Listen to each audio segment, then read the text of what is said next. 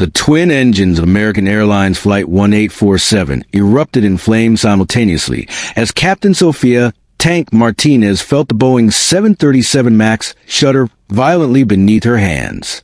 28,000 feet above the Colorado Rockies, with 192 souls aboard and both turbofan engines failing catastrophically, the aircraft began its terrified ascent toward mountainous terrain that offered no suitable landing sites. Standard emergency procedures call for immediate diversion to the nearest airport, but with no power and rapidly deteriorating flight controls, conventional thinking would kill everyone aboard. What the passengers didn't know was that the steady voice over the intercom belonged to someone who had once kept a battle-damaged A-10 Thunderbolt airborne for 47 minutes, with one engine destroyed and hydraulics leaking across 3 countries. Welcome to Those Who Left a Trace, where we uncover the stories of extraordinary individuals whose greatest achievements remain hidden behind ordinary uniforms. Before we dive into this incredible tale of survival against impossible odds, tell us in the comments what city you're watching from today. And if you believe that some heroes earn their wings in the crucible of combat, hit that subscribe button and join our community. The morning shift change at Denver International Airport proceeded with a mechanical precision that marked commercial aviation operations as Captain Sophia Martinez completed her pre-flight inspection of the Boeing 737 MAX 8. Her first officer, Captain James Hawk Peterson, a former Air Force transport pilot with 12,000 flight hours, watched with professional interest as she examined the aircraft's twin CFM LEAP. 1B engines with the thoroughness of someone who understood that engine failure at altitude meant the difference between controlled flight and uncontrolled descent. Beautiful morning for flying, Peterson observed as they completed their walk-around inspection. Clear skies, light winds, and a perfect aircraft. Should be an easy run down to Phoenix. Sophia nodded, her black hair pulled back in regulation style beneath the captain's cap that bore 4 gold stripes representing years of civilian aviation experience that masked a decade of military service most people would never suspect. Weather's good, but I always brief for the worst-case scenario. Better to be prepared for emergencies that never happen than surprised by ones that do. American Airlines Flight 1847 was scheduled as a routine 90-minute flight from Denver to Phoenix Sky Harbor International Airport, carrying 192 passengers and 6 crew members across the southwestern United States. The passenger manifest included business travelers, families heading to vacation destinations, and retirees making the journey between summer and winter homes. For most of them, the flight would be forgettable, another routine segment in the modern convenience of domestic air travel. As the 737 MAX pushed back from Gate B, 23 at 0847 hours Mountain Time, Sophia conducted the standard crew briefing with the practice efficiency that marked her 6 years as a commercial airline captain. Her transition from military service to civilian aviation had been seamless, though she rarely discussed her previous career with colleagues who assumed she had followed the traditional progression through regional airlines and flight training academies. Ladies and gentlemen, this is your captain speaking. Sophia's voice carried clearly through the aircraft's cabin address system as they reached their initial cruising altitude of 28,000 feet. We're looking at clear skies and smooth air today with a flight time of about 1 hour and 20 minutes. Flight attendants, you're clear to begin cabin service. For the first 35 minutes of the flight, everything proceeded exactly according to plan. The aircraft performed flawlessly as they crossed into Colorado's high desert region. Passengers settled into the comfortable routine of a short domestic flight, and the flight attendants moved through the cabin with professional efficiency. "You know, Captain," Peterson said during one of their routine position reports to air traffic control, "your approach to emergency preparedness is more thorough than most airline pilots. Where did you develop that mindset?" Sophia glanced at her first officer with the practiced deflection that had become second nature during her civilian career. Military background. Air Force taught me to always have a backup plan for the backup plan.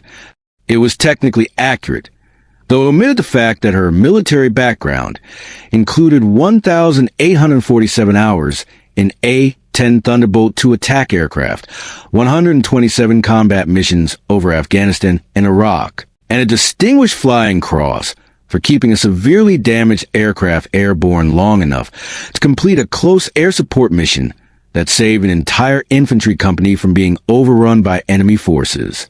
At 0923 hours, approximately 15 minutes southeast of Denver, the first indication of trouble appeared as a subtle change in engine sound that most pilots might have dismissed as normal variation in turbofan operation.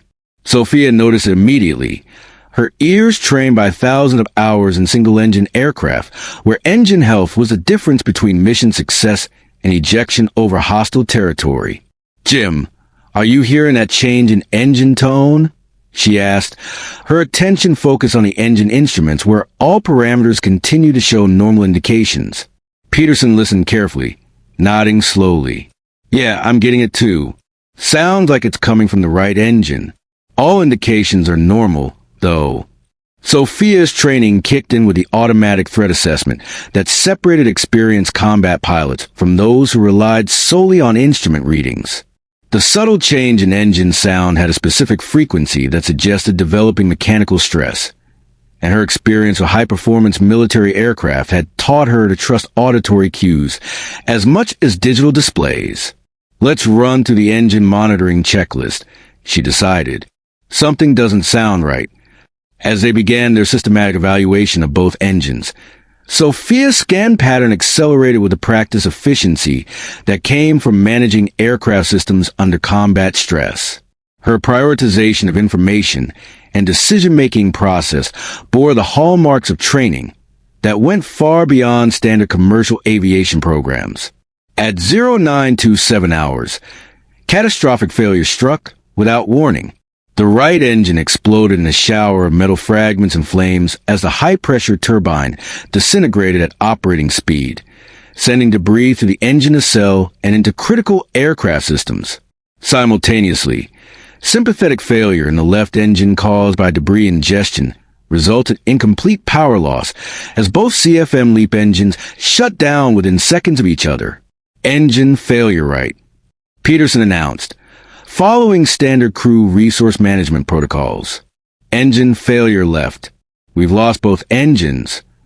The Boeing 737 MAX transformed from a controlled aircraft into a 80-ton glider as both engines wound down to silence, leaving only the sound of air rushing past the fuselage and the electronic alerts flooding the flight deck. Without engine power, the aircraft's electrical and hydraulic systems began operating on emergency backup power with severely limited capability. "Dual engine failure," Sophia transmitted to air traffic control, her voice remaining calm despite the catastrophic nature of their emergency. "American A-10 declaring Mayday. We have lost both engines and are beginning emergency descent." "American A-10, roger your Mayday. Be advised nearest suitable airport is Denver International, bearing 315 degrees, distance 47 nautical miles. Vector heading 315, descend at pilot's discretion. 47 nautical miles without engine power, over mountainous terrain that offered no emergency landing sites." Sophia began calculating glide ratios, descent rates, and energy management with the tactical precision that had once allowed her to nurse battle-damaged aircraft back to friendly territory across hundreds of miles of hostile airspace. "Jim, I need you to work with the flight attendants to prepare the cabin for emergency landing," she instructed. "Brief them on brace positions and evacuation procedures, but keep the passengers calm."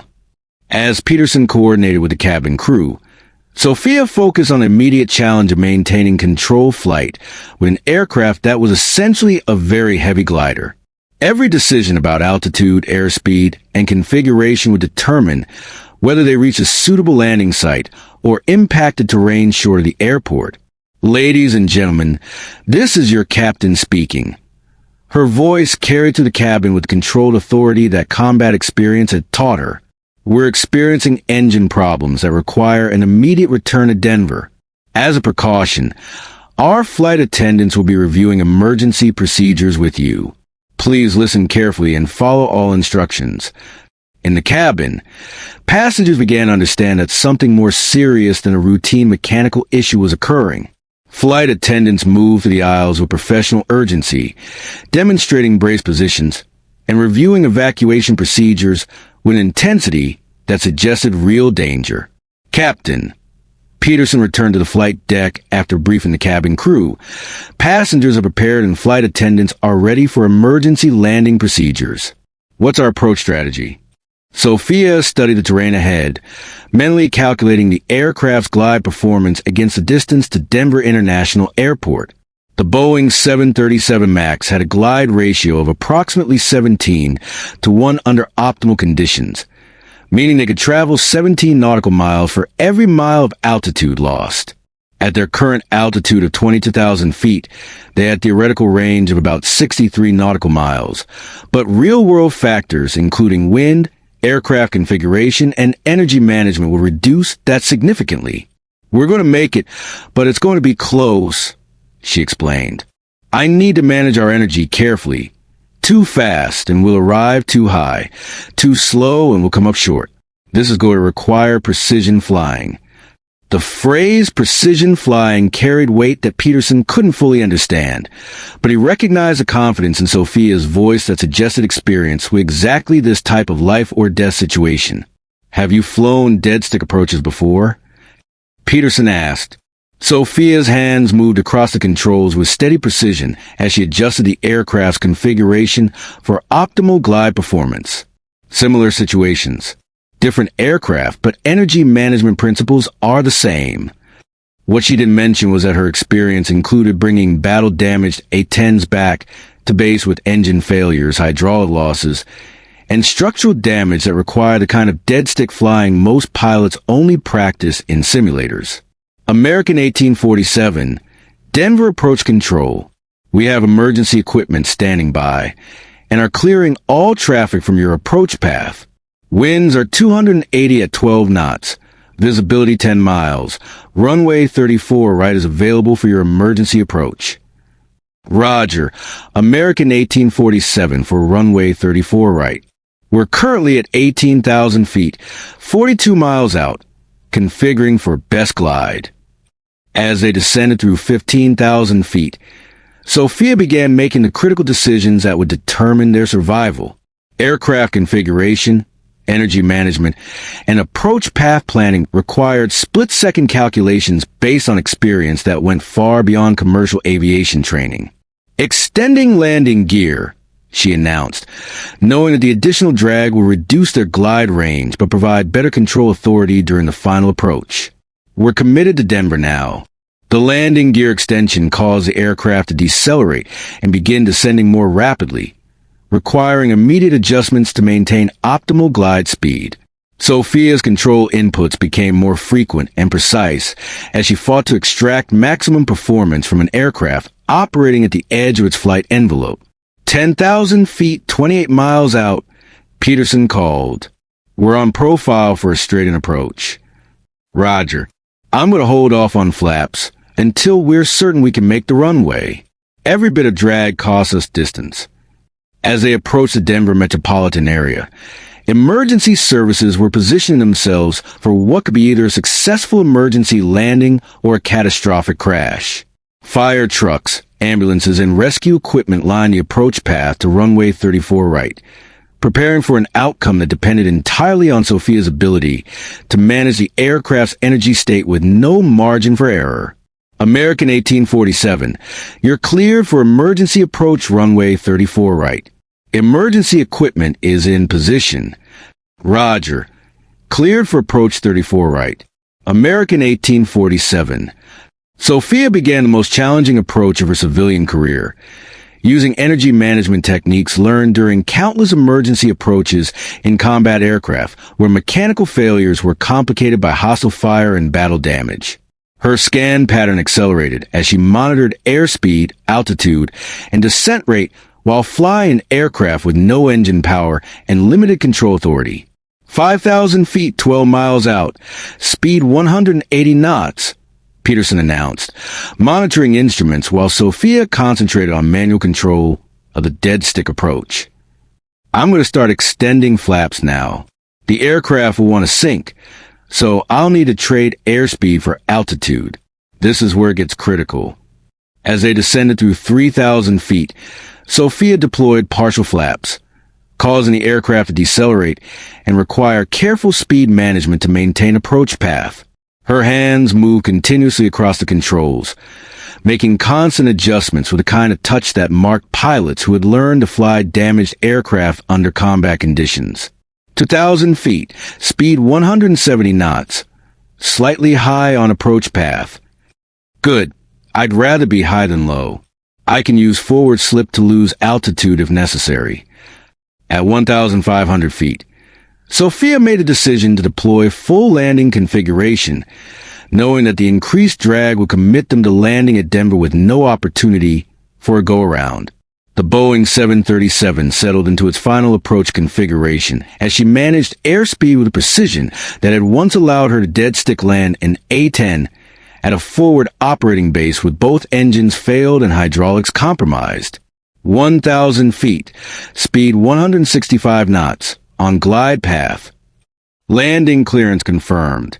Emergency equipment is ready. 500 feet, speed 160 knots. The Boeing 737 MAX crossed the runway threshold at exactly the correct speed and altitude, testament to Sophia's energy management during the 47-mile dead-stick approach. Without engine power, she couldn't correct for wind gusts or minor approach path deviations, requiring her to execute a perfect approach on a first and only attempt. The main landing gear contacted the runway with a firm but controlled impact, followed immediately by Sophia's application of maximum wheel brakes and aerodynamic braking. The aircraft decelerated along the 12,000-foot runway as emergency vehicles paced alongside, ready to respond if the landing became something worse. American 1847, successful emergency landing. Taxi to gate A-15 where emergency equipment will meet the aircraft. As the 737 MAX rolled to a stop at the gate, spontaneous applause erupted throughout the cabin from passengers who understood they had just survived what should have been a catastrophic accident. Sophia shut down the remaining systems with hands that remained steady despite having just completed one of the most challenging dead-stick approaches in commercial aviation history. Ladies and gentlemen, welcome to Denver. Her voice carried to the cabin with the same professional calm that had marked the entire emergency. Emergency services will be meeting the aircraft as a precaution, but everyone can remain seated while we complete our post-landing checklist. As passengers began to disembark, several approached the flight deck to thank the crew personally. Among them was a passenger who had introduced himself earlier as Colonel Mike Warthog Johnson, an A-10 pilot returning from a training exercise. "Captain, that was extraordinary flying," Johnson said, studying Sophia with a professional assessment of one pilot evaluating another. "I've seen dead-stick landings before, but nothing with that level of precision in a commercial aircraft." "Thank you," Sophia replied with a modest deflection that had become habitual. Just applied the training and did what needed to be done. Johnson's expression suggested he recognized something in her technique that went beyond standard airline pilot training. "What type of aircraft did you fly before transitioning to commercial aviation?" "Military aircraft. Air Force background." "What airframe specifically?" Before Sophia could deflect the question again, another voice joined the conversation. "Captain Martinez? I'm Lieutenant Colonel Sarah Hogg Williams, 355th Fighter Squadron. I was deadheading on this flight."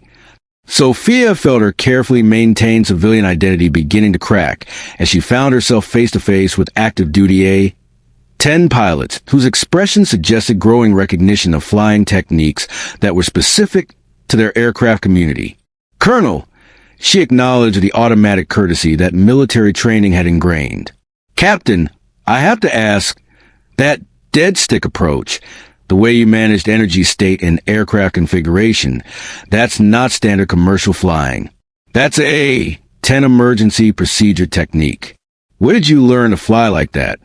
Peterson looked between the three pilots, sensing undercurrents of recognition that he didn't understand. Is there something I should know about my captain's background? Lieutenant Colonel Williams studied Sophia's face with the intensity of someone accessing memory files from years of shared professional experience. Captain Martinez, did you ever fly under a different call sign? The question hung in the air like a challenge that Sophia could no longer deflect with vague references to Air Force background and military aircraft. Why do you ask, Colonel? Because the pilot I'm thinking of was known for bringing damaged aircraft home under impossible conditions. Someone who could dead-stick land an A-10 with battle damage that would have forced most pilots to eject. Someone whose emergency flying techniques became legendary in the Warthog community. Colonel Johnson leaned forward, his expression suggesting pieces of a puzzle clicking into place. Wait a minute. Martinez, Sophia Martinez. I know that name from somewhere. Lieutenant Colonel Williams's expression shifted from curiosity to certainty. Captain, were you ever known by the call sign Tank?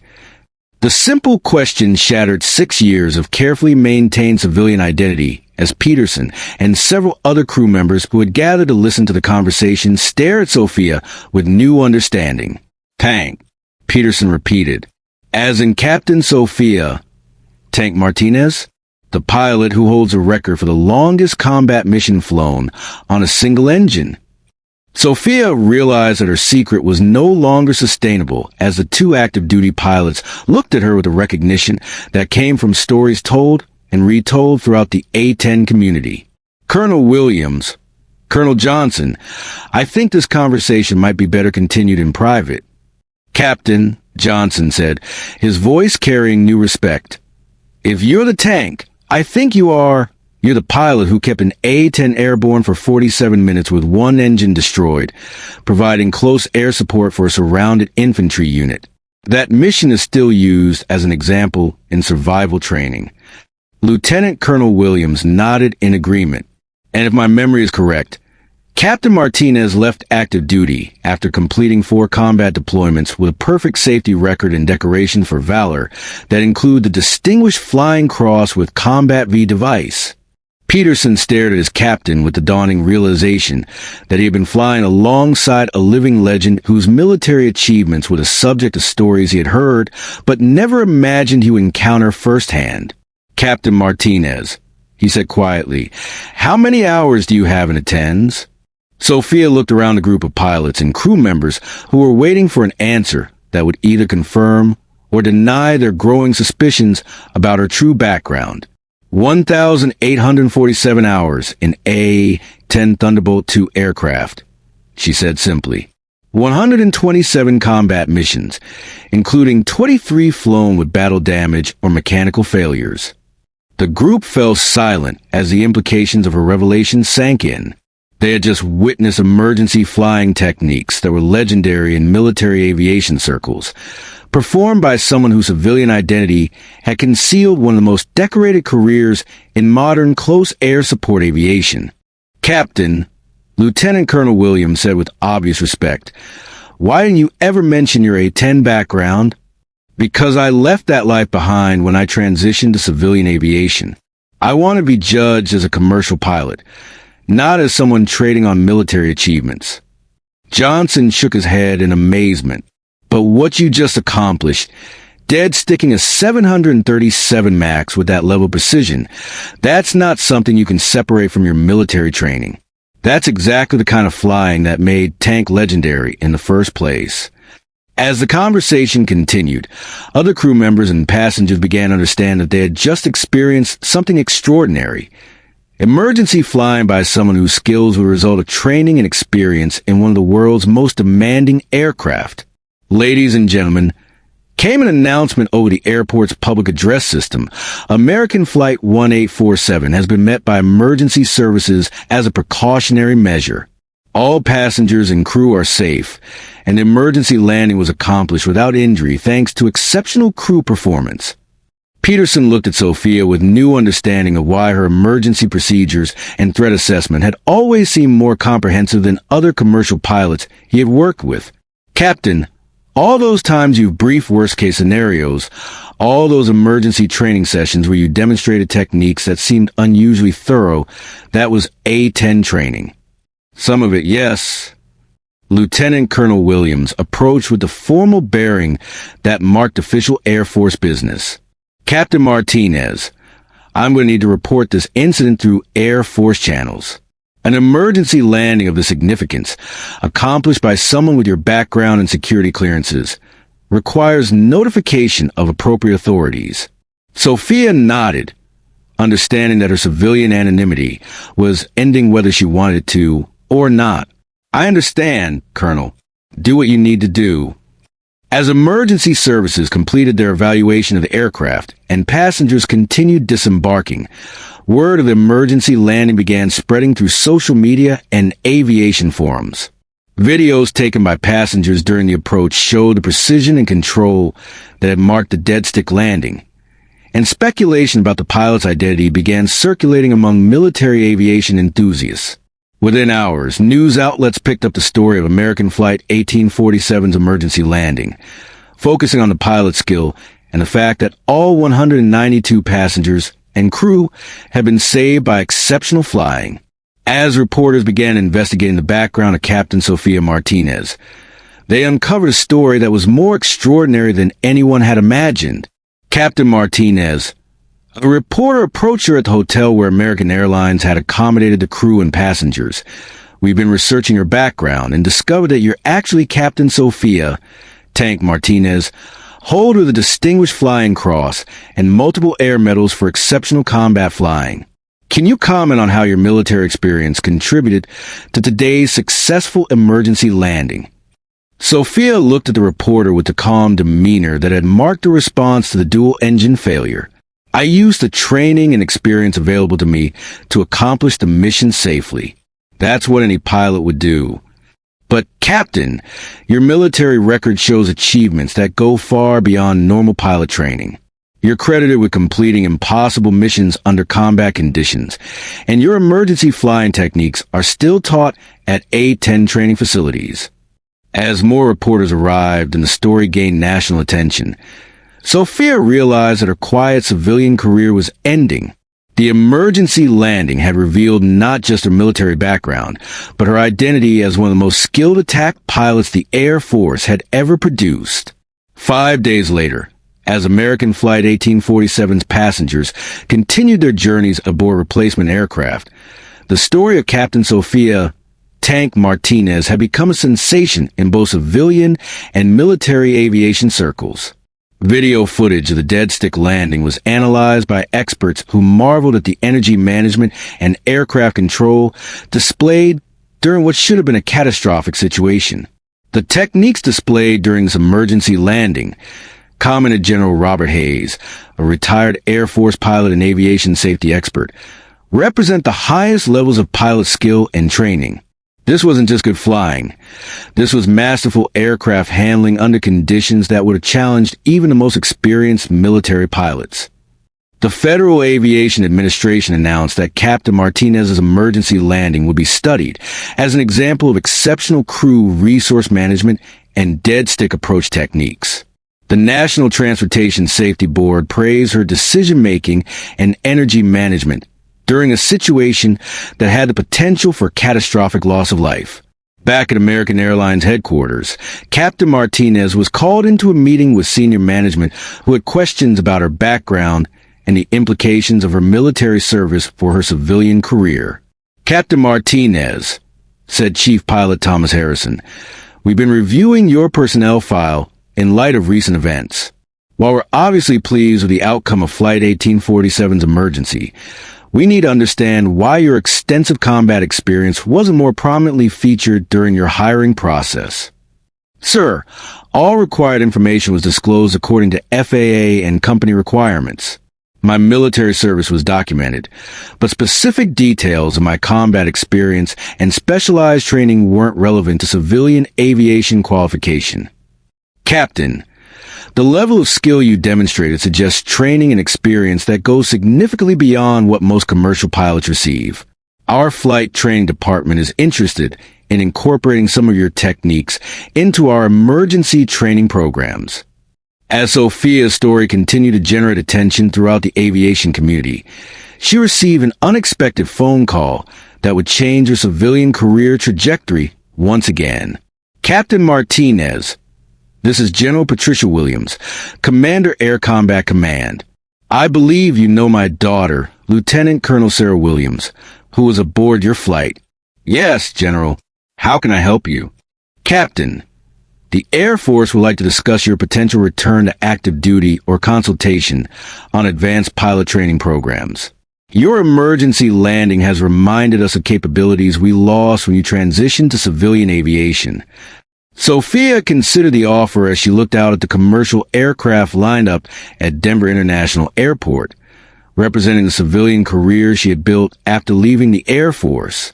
The emergency landing had revealed not just her military background, but the fact that some skills and training couldn't be separated from the person who possessed them.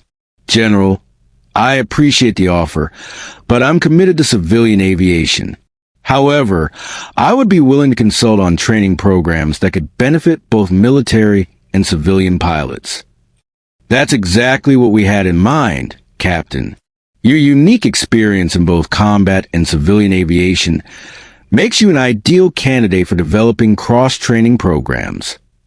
As Captain Sophia Tank Martinez returned to her regular flying schedule, she carried with her the knowledge that her carefully maintained separation between military and civilian careers had ended.